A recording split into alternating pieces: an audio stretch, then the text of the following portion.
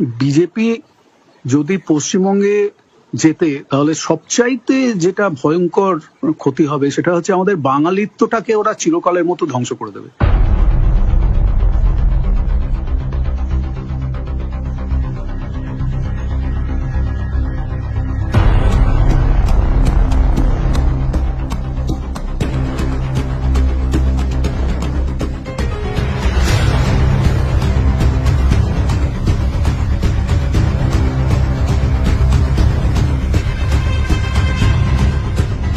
আমাদের ভাষার প্রতি আমাদের যে শ্রদ্ধা, আমাদের ভাষা, সংস্কৃতি, সাহিত্য, শিল্প, এই যে জিনিসটা, এই জিনিসগুলোকে ওরা একেবারে ধ্বংস করে দেবে। কারণ ওরা জোর করে হিন্দি চাপিয়ে দেবে। বাঙালি জাতি হিসেবে যে জাতিসত্তা, সেই জাতিসত্তাটাকে ওরা সম্পূর্ণভাবে ভেঙে চুরমার করে দেবে।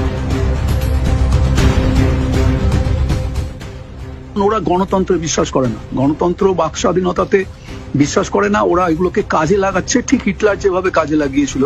আর একেবারেই পশ্চিমবঙ্গে বাঙালির আর মানে সম্মান নিয়ে বাঁচার আর কোনো জায়গা থাকবে না। একজন বাঙালি হিসেবে যখন থেকে সেই চেতনাটা আস্তে আস্তে গড়ে উঠতে লাগলো, তখনই বুঝলাম যে এদের সঙ্গে আমি থাকতে পারি না, তাই ছেড়ে দিয়ে চলে এলাম।